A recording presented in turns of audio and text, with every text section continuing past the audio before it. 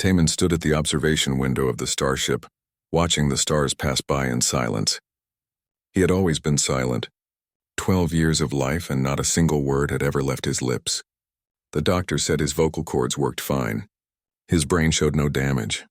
He simply did not speak, and nobody knew why. His sister Yuna walked up behind him and placed a hand on his shoulder.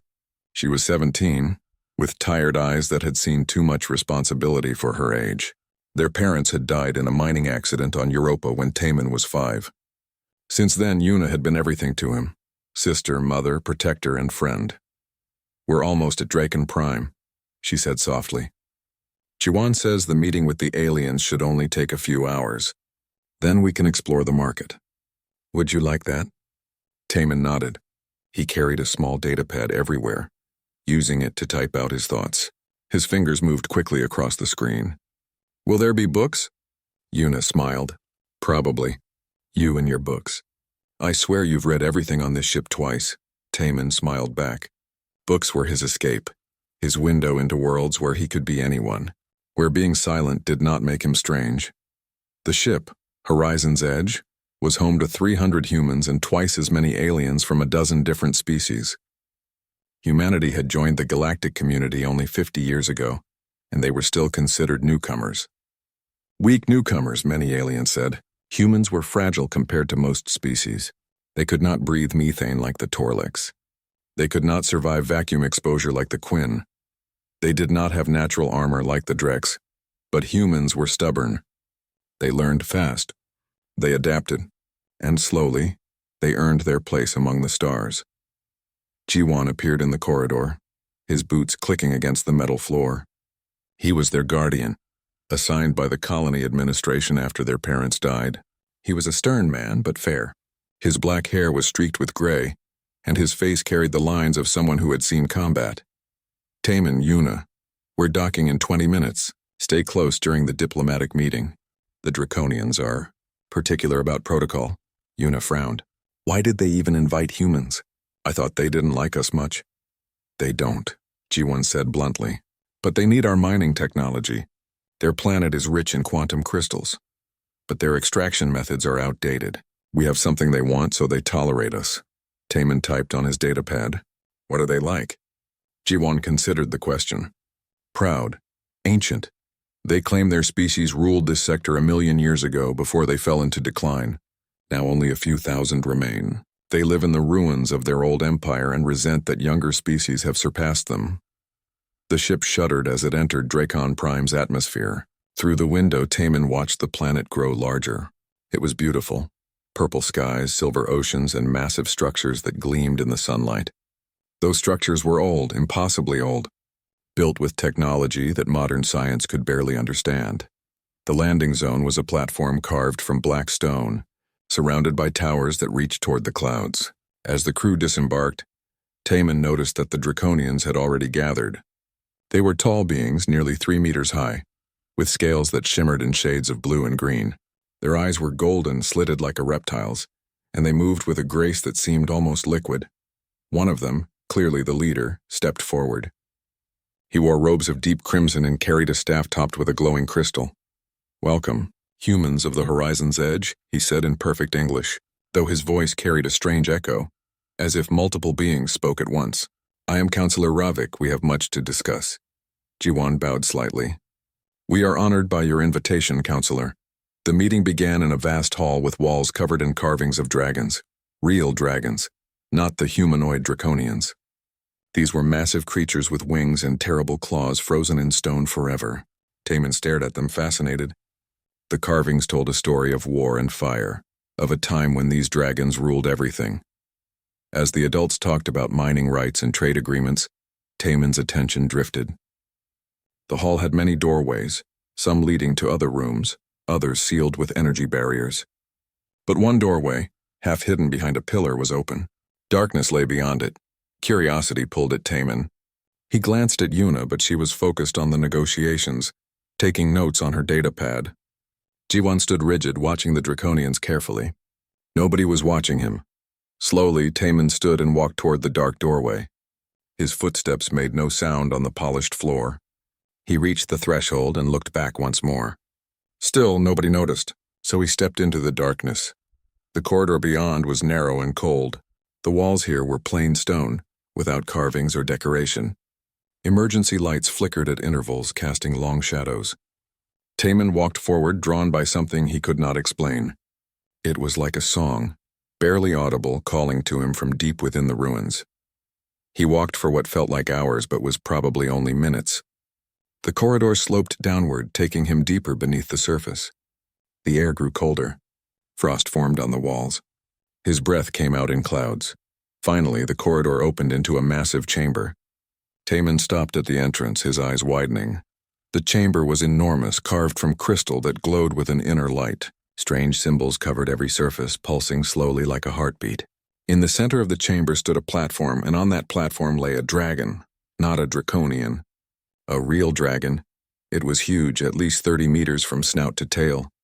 Its scales were deep gold, but frost covered them, and ice crystals hung from its wings. Its eyes were closed. It did not breathe. It looked like a statue, like something that had been dead for 1,000 years. But Taman felt something. A presence, a warmth in his mind that had nothing to do with temperature. He walked forward slowly, his heart pounding. Every instinct told him to run, but he could not. The pull was too strong. He reached the platform and placed his hand on the dragon's frozen claw. The moment his skin touched the scales, light exploded through the chamber.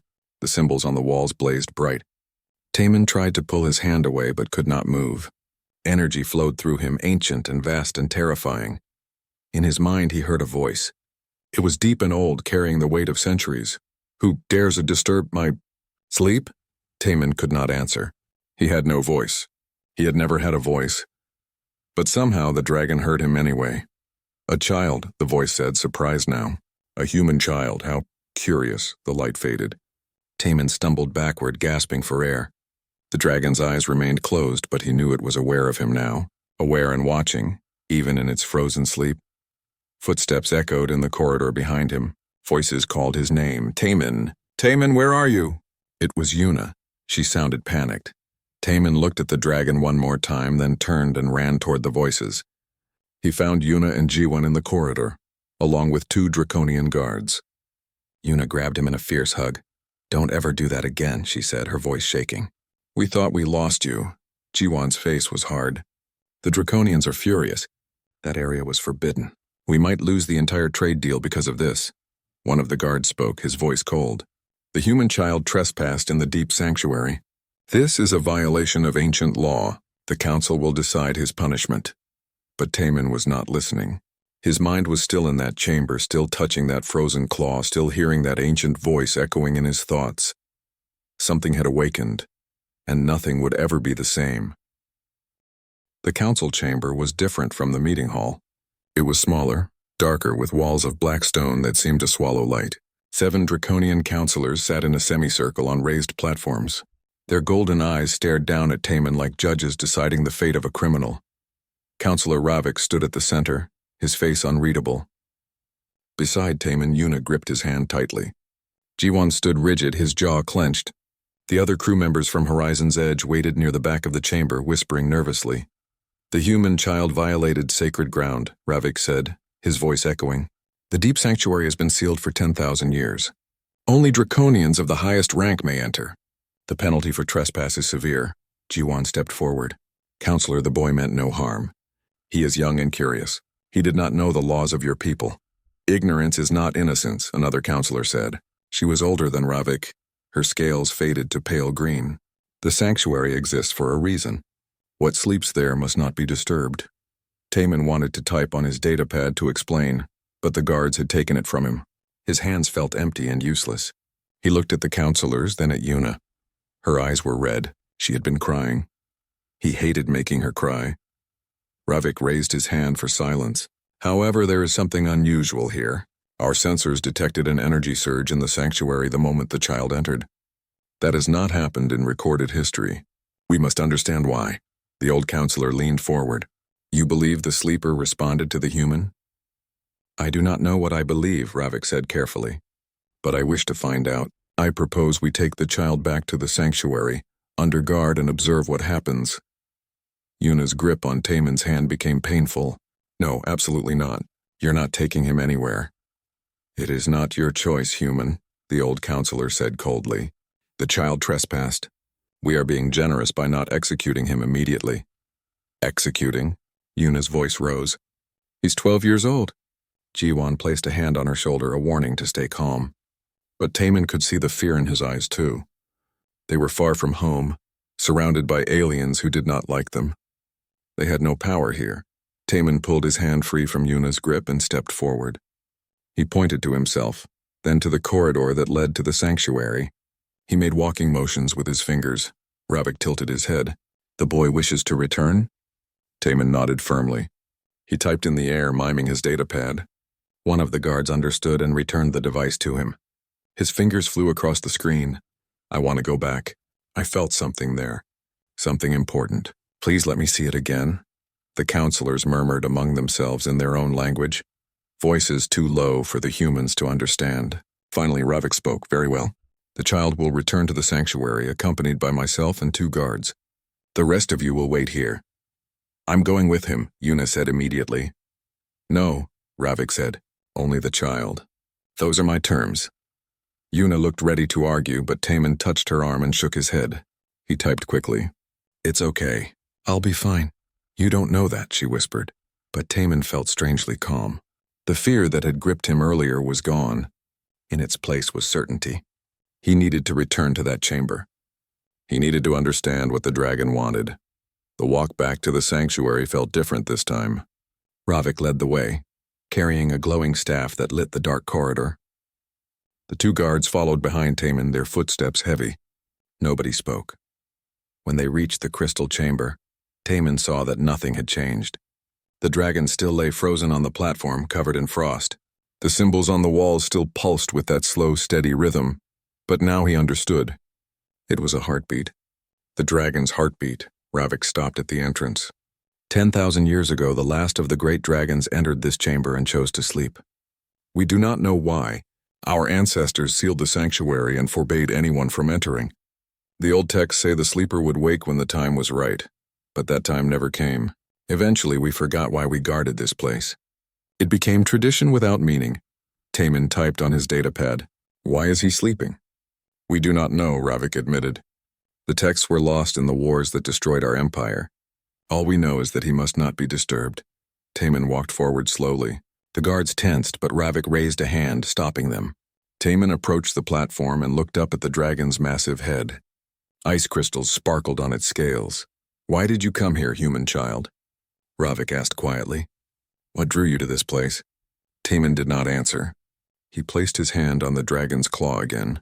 The same explosion of light. The same rush of energy. But this time Taemin was ready. He did not pull away. He let the energy flow through him, let it fill his mind. The voice returned, clearer now, more focused. You are not draconian. What are you, small one? Taemin thought his answer. He had no voice, but somehow the dragon heard his thoughts. I'm human. My name is Taemin. Human, the dragon repeated, tasting the word. I do not know this species. How long have I slept? 10,000 years. Silence. Then a wave of sadness so intense that Taemin almost fell to his knees. 10,000 years. Then everyone I knew is dead. My riders, my warriors. My friends, I'm sorry, Taemin thought. Why do you not speak aloud? The dragon asked. I hear your thoughts, but your voice is absent. I was born this way. I've never spoken, curious. Your mind is different from others. It is open, unguarded. Most beings think in words and structure. Your thoughts are like flowing water without form. That is why I can hear you so clearly. That is why you can hear me. Taemin felt wonder bloom in his chest. You're the first person who's ever heard me. And you are the first to wake me in an age. Tell me, Taemin, what has become of the galaxy? What has become of my people? Taemin tried to organize his thoughts. Your people, the Draconians, they still exist, but not many. They live in old cities and remember the past. Many new species have risen. Humanity is one of them. And are there others like me? Other great dragons? I don't know. I'm sorry, another wave of sadness. Then I am alone. The last of my kind. I know how that feels, Taemin thought. Being different. Being alone. Yes, the dragon said softly. You understand. That is why you could reach me. Your loneliness called to mine. The light began to fade. Taman felt the connection weakening. Wait, don't go. I must. I am still too weak to wake fully. The long sleep has drained me. But I will not forget you, Taman. You have given me hope. You have shown me that not all has been lost. What's your name? Taman thought desperately. I am Suho, last of the Star Dragons. Remember me, small one, and I will remember you. The light vanished. Taman stumbled backward, his legs weak. The guards caught him before he fell. Ravik stared at him with wide eyes. What happened? The counselor demanded. The energy reading was 10 times stronger than before. What did you do? Taman's hands shook as he typed.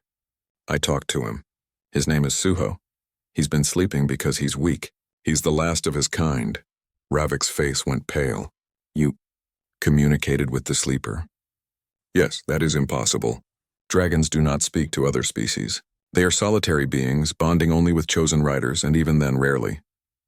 He heard me because I'm different, Taman typed. Because I can't speak. My thoughts are different from others.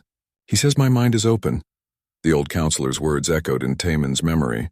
What sleeps there must not be disturbed. But it was too late for that. Suho was disturbed. Suho was awake, at least partly. And somehow Taman knew this was just the beginning. Ravik paced the chamber, his robe swirling.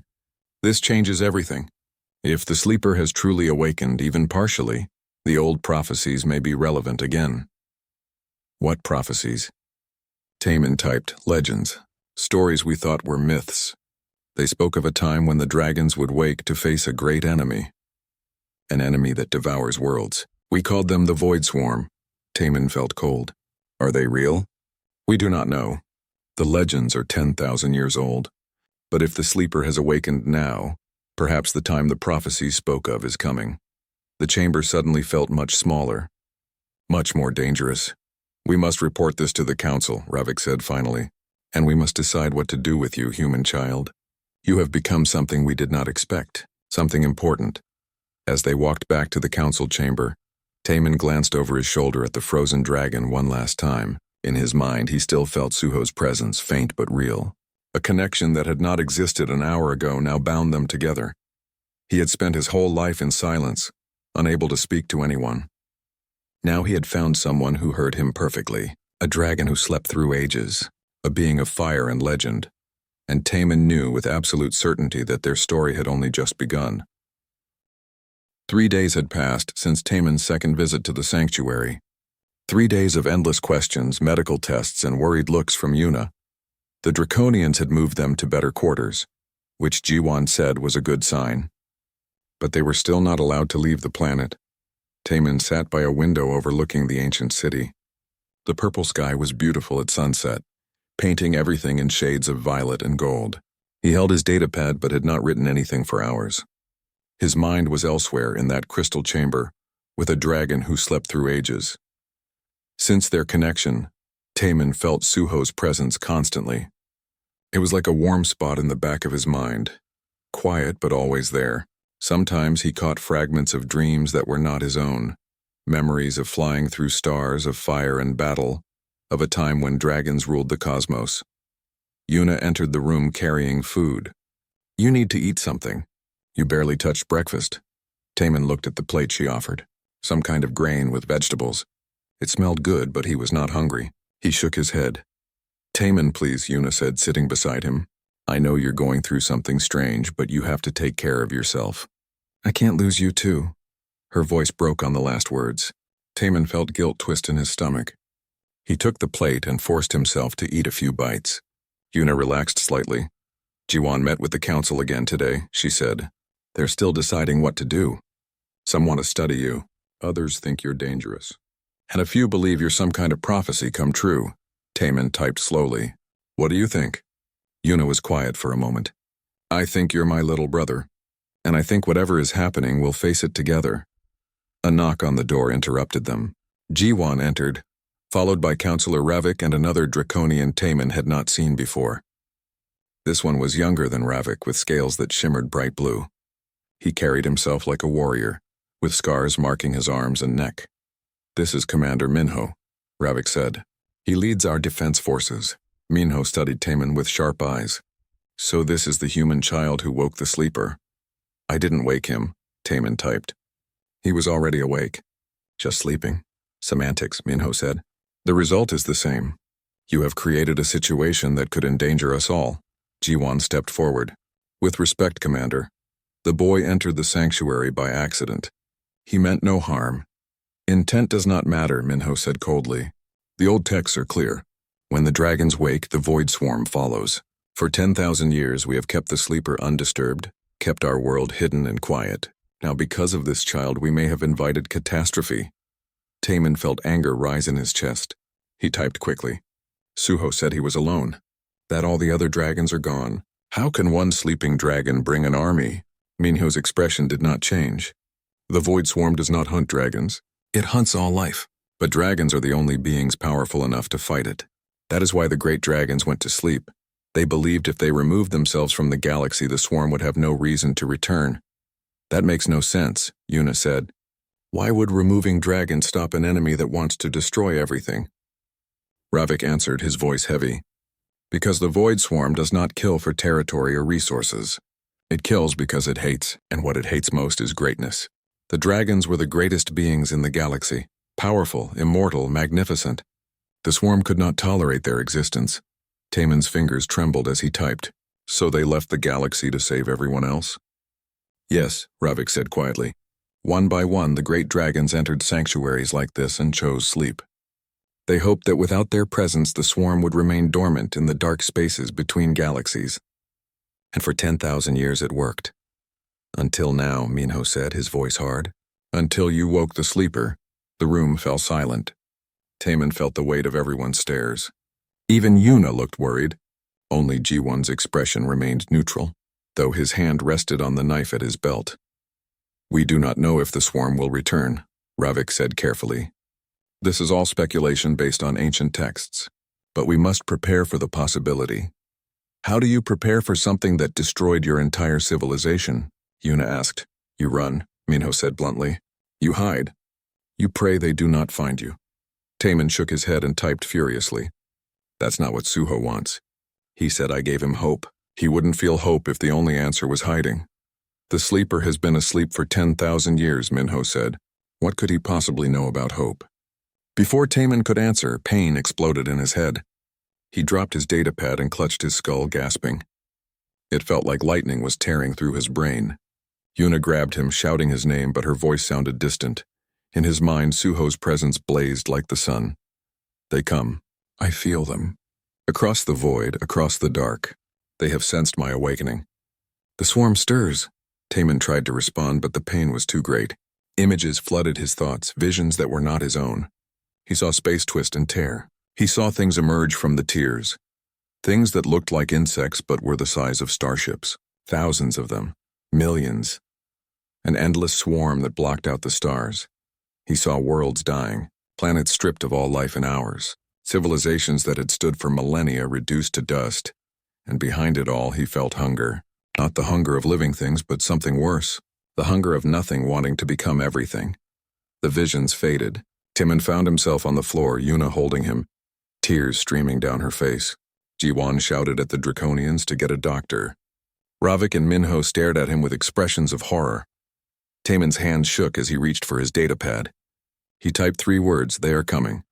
The next hours passed in chaos. Alarms blared throughout the city. Draconian ships launched from hidden hangars. The council convened an emergency session. Jiwon and Yuna stayed with Taemin, refusing to leave his side despite the Draconians' protests. Taemin lay in bed exhausted. The vision had drained him completely, but Suho's presence remained strong in his mind, stronger than before. I am sorry, small one. I did not mean to hurt you, but I needed you to understand. I needed you to see what comes. How long? Taemin thought weakly. Days, perhaps a week. The swarm moves between dimensions. They will emerge at the edge of this system first, testing, searching, then they will come in force. Can you stop them? Silence, then. I do not know. I am still weak. The long sleep has diminished me. Once I could have fought 1,000 swarm ships alone. Now I am not sure I can fight at all. Then why did you wake? Because hope is better than surrender. Because 10,000 years of hiding has accomplished nothing. The swarm will always exist. The question is whether anyone will stand against it. Will you? If I can. But I cannot do it alone, and I cannot do it while frozen in this chamber. I need time to heal. To regain my strength. How much time? More than we have. Taemin closed his eyes, feeling tears slip down his cheeks. He had thought finding Suho was special. A miracle. Now it felt like a curse. He had not just found a sleeping dragon. He had rung a bell that echoed across the universe, calling death itself to this place. Commander Minho entered the room without knocking. His face was grim. The human fleet has been contacted. They are sending warships to evacuate your people. You will leave tomorrow. What about you? Jiwon asked. We will fight, Minho said simply. This is our world. Our sanctuary. We will defend it. Against an enemy that destroyed your entire civilization? Yuna said. That's suicide. Perhaps. But it is our choice to make. Taemin sat up slowly and grabbed his datapad. Let me talk to Suho again. Maybe he knows something that can help. Minho shook his head. The council has forbidden further contact. You have done enough damage. Damage. Yuna stood, her face flushed with anger. My brother didn't do anything wrong. He's 12 years old. He was curious. You're the ones who left a dragon in the middle of your city with barely any guards. Yuna, Jiwon said quietly, a warning. But Yuna was not done. And if the swarm is really coming, maybe you should listen to the one person who can actually talk to the only being who ever fought them before. Minho's hand moved to his weapon. The temperature in the room dropped. For a moment, Taemin thought the commander would hurt them. But then Ravik appeared in the doorway. Enough, the counselor said. Minho, lower your weapon. The humans are guests here, not prisoners. They are liabilities, Minho growled. Perhaps, Ravik said. But the girl is right. If the sleeper knows something that can help us, we would be fools not to listen. Minho glared at them all, then turned and left without another word. Ravik watched him go, then looked at Taemin. Can you truly speak with the sleeper, without entering the sanctuary? Taemin nodded and typed. He's in my head. I can hear him always now. Then ask him this. Is there any way to stop the swarm? Any weapon, any strategy that worked before? Taemin closed his eyes and reached out with his thoughts. Suho, did you hear him? I heard. And I will answer, but the human counselor will not like what I have to say. Tell me anyway. The only weapon that ever worked against the swarm was unity. Every species fighting together, coordinated, willing to sacrifice everything. 10,000 years ago, we had that unity. We had dragon riders from 100 worlds, fleets that covered the sky, warriors who feared nothing. And still, we barely survived. What about now? Now, the galaxy is divided. Thousands of species, each concerned only with themselves. The human evacuation ships arrived within 18 hours. They were military vessels, bristling with weapons that seemed primitive compared to draconian technology. But they were fast, and they were here. Taemin watched them descend through the purple sky, feeling torn between relief and guilt. Relief because Yuna would be safe. Guilt because he felt like he was running from a fight he had started. We need to board in 30 minutes, Jiwon said, checking his datapad. The admirals want all civilians off-world before the swarm arrives. Where will we go? Yuna asked. Earth, or one of the core colonies. Somewhere far from here, Taemin shook his head and typed. I'm not leaving. Everyone stopped and stared at him. Yuna spoke first, her voice tight. What do you mean you're not leaving? I need to stay with Suho. He needs me. Taemin, there's an army of alien monsters coming to destroy this planet, Yuna said, her voice rising. You can't stay. She's right, Jiwon added. Whatever connection you have with the dragon, it's not worth dying for. But Taemin knew they did not understand. Could not understand. The bond with Suho was not just a connection. It was like breathing. Like a part of himself he had never known existed until now. The thought of leaving, of breaking that bond, felt like cutting off his own arm. He typed desperately. Suho is weak. He needs time to heal. If I stay, I can help him. I can be his voice. You're a child. Yuna shouted. You're not a warrior. You're not a hero. You're my little brother, and I'm not going to let you die here. Tears streamed down her face. Taemin felt his own eyes burning. He stood and hugged her tightly, feeling her shake with sobs. Over her shoulder, he saw Jiwon's conflicted expression. There has to be another way, Jiwon said quietly. A voice spoke from the doorway. Perhaps there is. Ravik entered, followed by two other draconians Taemin had not met. One was a female with scales of deep purple. The other was young, barely older than Yuna, with bright green scales and curious eyes. This is Counselor Dai, Ravik said, gesturing to the female. And this is trainee pilot June. They have a proposal. Daya stepped forward. Her eyes were kind, unlike Minho's harsh gaze. We have been studying the connection between you and the sleeper.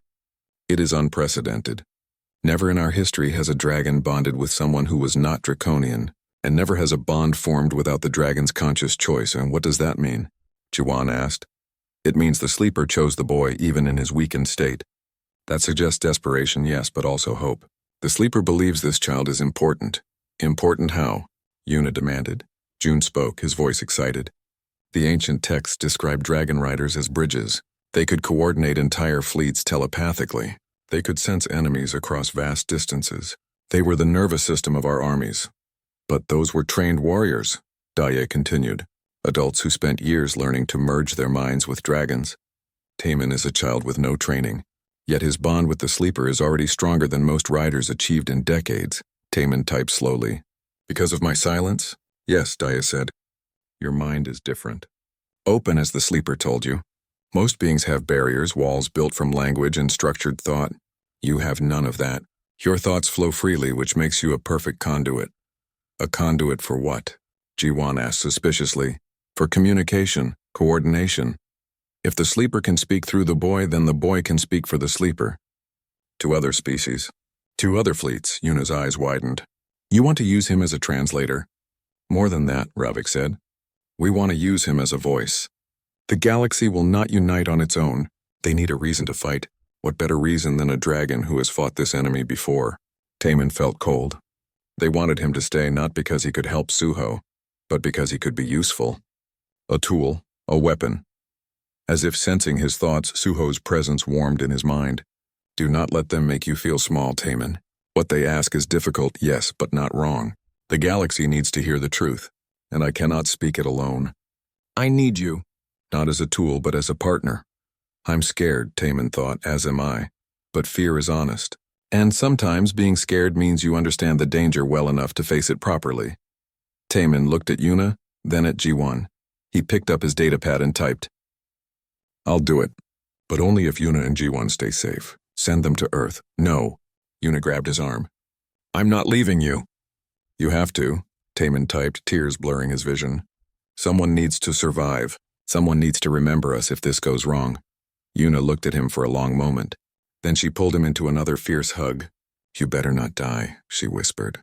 You better not dare die. Jiwan placed a hand on Taemin's shoulder. I'll make sure she gets home safely. But when this is over, you're coming home too. That's an order. Taemin nodded, not trusting himself to type a response. The next few hours passed in a blur. Yuna and Jiwan boarded the evacuation ships along with the other humans from Horizon's Edge. Taemin watched from a tower as the ships lifted off, carrying his sister away to safety. Part of him wanted to run after them. Part of him wanted to be 12 years old again, reading books and watching stars with no dragons or monsters or wars. But that part of him was small and getting smaller. Come, Dahi said gently. We have much to teach you before the swarm arrives. The training began immediately. Dahi and June taught him about dragon bonds, about how riders once coordinated entire fleets through pure thought. They showed him meditation techniques to strengthen his connection with Suho. They explained the swarm's tactics, their weaknesses, their terrifying strengths. But most importantly, they took him back to the sanctuary. Suho was waiting. Taemin felt the dragon's presence the moment they entered the chamber. It was stronger now, more focused.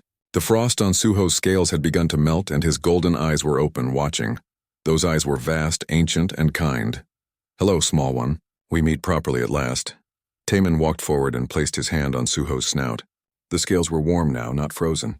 He felt the dragon's heartbeat slow and powerful like thunder. I'm afraid, Taemin thought. Good, fear will keep you alive. But do not let it stop you from speaking when the time comes. How do I speak? I've never spoken before. You will. When the moment demands it, you will find your voice. Not the voice of your throat, but the voice of your soul. That is the voice the galaxy needs to hear. Over the next 4 days, Taemin spent every waking hour in the sanctuary. Suho taught him things that no human had ever learned.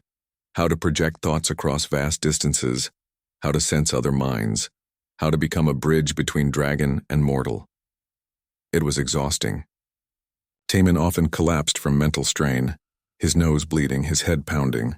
But each time he got back up and tried again, because he could feel time running out. On the 5th day, the swarm arrived. Taman was in the command center with Ravik, Daya, and Minho when the alarm sounded. The holographic display showed the system's edge, where space itself seemed to tear open. Things emerged from the tiers, ships that looked organic, grown rather than built, with dark shells that absorbed light. How many? Minho demanded. Sensors count 3,000 vessels, a technician reported. No, 5,000. The count keeps rising. 7,000, 10,000, the numbers kept climbing. Taman felt sick. The Draconian fleet had maybe 200 ships. The human vessels that had stayed to help added another 50. Against 10,000 swarm ships, they would last minutes. We need to evacuate, someone said. Too late, Minho replied coldly. They'll catch us before we reach the jump points. Then we fight and die. Taman closed his eyes and reached for Suho. The dragon's presence blazed in his mind, no longer weak or fading. The days of rest had helped. Not enough to restore his full strength, but enough to fight. It is time, Taman. You know what you must do. I don't know how. Yes, you do. You have always known. You just never believed you could. Taman opened his eyes. Everyone in the command center was arguing, panicking, preparing to die. He looked at the holographic display, at the wave of darkness approaching their world.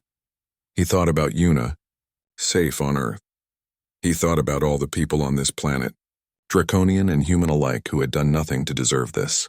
He thought about Suho, who had slept for 10,000 years hoping to avoid this exact moment. And he thought about himself, a mute boy who had never spoken a word, who had always been silent, always been invisible. Not anymore. Taman walked to the center of the command center. He stood beneath the holographic display, small and young and terrified. Everyone stopped arguing and stared at him. He opened his mouth, and for the first time in his life, Taman spoke. Dragons rise. The words came out rough, unpracticed, barely above a whisper. But they carried weight. They carried power. And they carried Suho's ancient authority. The command center went dead silent. Taman spoke again, louder this time. Dragons rise! In the sanctuary far below, ice shattered. Crystal walls cracked. A roar shook the planet, a sound that had not been heard in 10,000 years. Suho was awake. And through Taman's voice, through their bond, the dragon's words echoed across space itself, reaching every ship, every species, every corner of the system. I am Suho, last of the star dragons. I have slept through ages, waiting for a time when hope. The battle began at dawn. Taman stood in the command center, his hand pressed against a crystal pillar that connected him directly to Suho. Through their bond, he saw everything, every ship, every formation, every movement of the swarm as they swept toward Dracon Prime like a dark tide. Suho had risen from the sanctuary. The dragon was massive, 30 meters of golden scales and ancient power. He flew above the planet's atmosphere, circling, waiting, even weakened, even diminished from what he once was. Suho was magnificent. But the swarm was endless.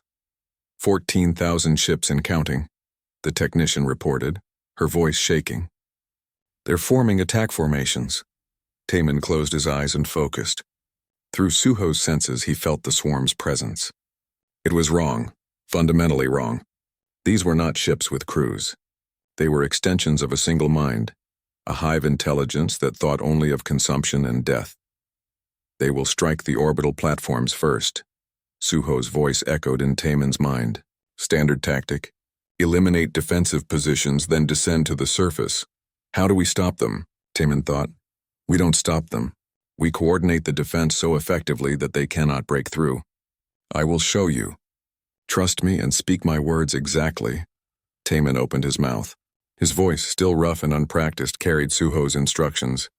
Draconian fleet. Form defensive sphere around coordinates 7-3 Alpha. Human vessels, position behind them. Use the Draconians as shields while you target swarm engines. Minho stepped forward, his face hard. You presume to give orders, child? These are not his orders, Ravik said quietly. These are the sleeper's orders.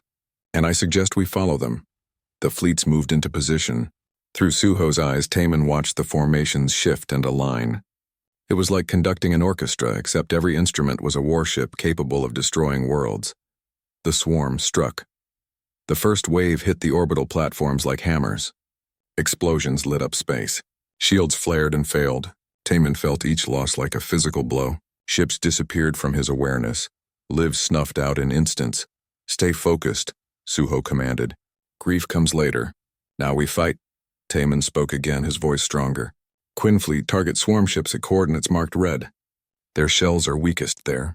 Torlix vessels. Concentrate fire on cluster formation Delta. Drex warships prepare for close combat. They're about to breach the defensive line. The orders came faster now. Taman did not think about them. He simply spoke what Suho showed him, becoming a pure channel for the dragon's ancient tactical genius. He saw patterns in the chaos, saw where the enemy would strike before they struck, saw weaknesses in the swarm's formations that no one else could perceive. The defending fleets responded with precision that shocked even their own commanders. Ships moved as one, attacked as one, defended as one. The swarm's advance slowed, but it did not stop. They're adapting, Suho said. Learning. This is what makes them dangerous. Every tactic we use, they counter within minutes. Then we keep changing tactics, Taman thought. Yes, but that requires me to fight directly. Are you ready for what that means? What does it mean? Pain, when I take damage, you will feel it. When I burn, you will burn. We are bonded, Taman.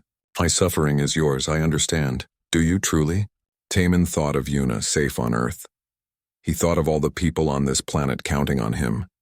He thought of the galaxy united for the first time in 10,000 years, fighting together because a mute boy had finally found his voice. I understand, and I'm ready, Suho dove. The dragon plummeted from high orbit, wings folded, falling like a golden meteor. The swarm ships scattered, trying to track him, but Suho was too fast. He spread his wings at the last moment and released fire. It was not normal fire. It was dragon fire, star fire, the flame that had once burned across galaxies. It cut through swarm ships like they were paper, destroying dozens in seconds. Through their bond, Taman felt the heat, the power, the savage joy of battle that Suho had not felt in 10,000 years. He also felt the strain. Every breath of fire cost energy Suho did not have. Every maneuver pulled on muscles that had atrophied during the long sleep. But Suho did not stop.